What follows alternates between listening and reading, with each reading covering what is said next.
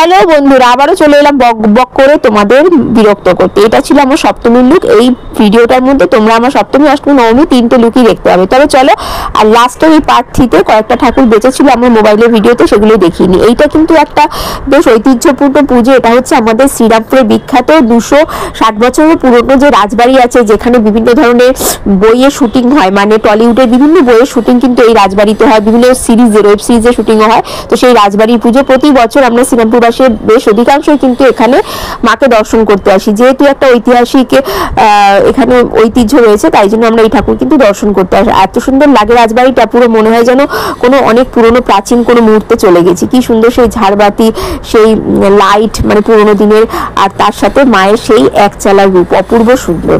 আর তারপরে কিন্তু চলে গিয়েছিলাম দ্বিতীয় প্যান্ডেলটাতে। এই প্যান্ডেলটা কিন্তু খুব সুন্দরভাবে একদম সাবেকি আমেজে সাজানো হয়েছিল, নানা রকম পুজোর সামগ্রী দিয়ে, বিভিন্ন প্রদীপের আদলে, তারপরে বিভিন্ন পটচিত্র এঁকে। তবে এখানে কিন্তু পটচিত্রগুলো শুধুমাত্র ঠাকুরের ছিল না, বিভিন্ন সামাজিক রীতিনীতির বিভিন্ন নিয়মকানুনের পটচিত্রতে তুলে ধরা হয়েছিল। আর এখানে হচ্ছে মায়ের মূর্তিটা এত সুন্দর, অপূর্ব। একটুখানি জুম করে দেখালাম, মানে অপূর্ব কারুকার্য মায়ের মূর্তিতে, দেখার মতো, পুরো চোখে লেগে থাকবে। এরপর কিন্তু যে প্যান্ডেলটা দেখাচ্ছি, এটাও কিন্তু বিভিন্ন স্বস্তিক চিহ্ন, নানা রকম পুজোর সামগ্রীকে থিম করে বানানো হয়েছে।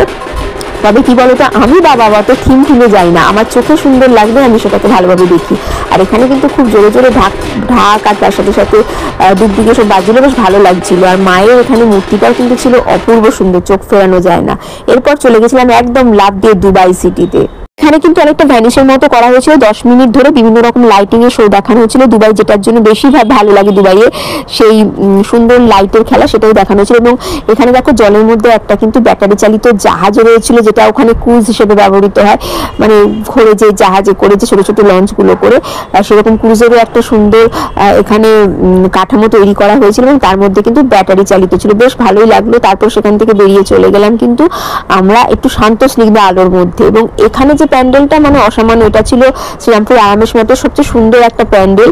পুরো সুন্দরভাবে খোদাই করা, বিভিন্ন স্থাপত্য নৈপুণ্যকে এখানে তুলে ধরা হয়েছে। বাট না, পাথরের উপর না, খুব সুন্দর করে সোলার উপরে কাজটা করা আছে, কিন্তু একটু বোঝা যায়। দেখো চাকাটা পুরো সেই কোণারকের মন্দিরের মতো। তো এরপরে ভেতরে কারুকার্য দেখে তো আমি পুরো অবাক, মানে স্টান্ট হয়ে গিয়েছিলাম, কিন্তু বেশিক্ষণ দাঁড়ানোর সুযোগ ছিল না, এত ভিড়ের চাপ ছিল।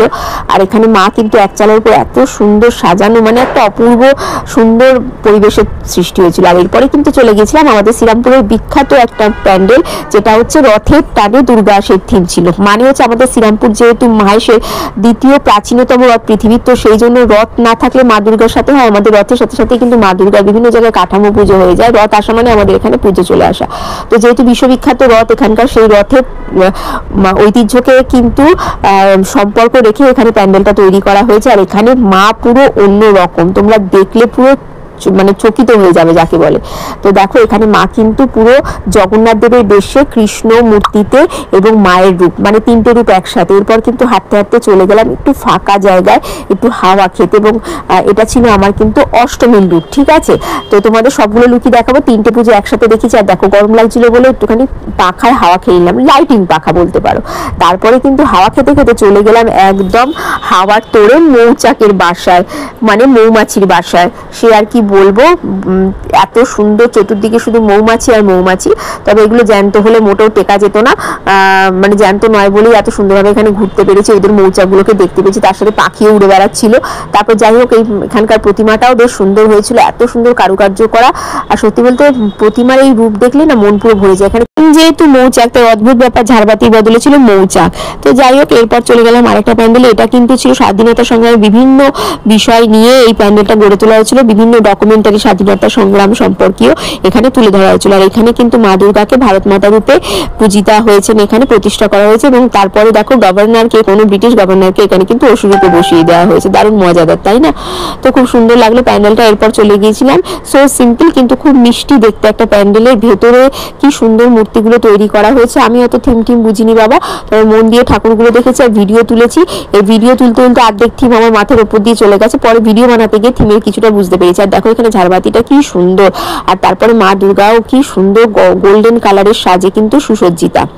আর সত্যি বলতে মায়ের রূপ দেখলেই মন ভরে যায়। এরপর যে প্যান্ডেলটা চলে গেলাম সেখানেই প্রথমেই দেখলাম শুভ বিবাহ বলে ওয়েলকাম করছে, ভাবলাম বিয়ে বাড়ি টিয়ে বাড়ি খাবো, চলো যাওয়া যাক।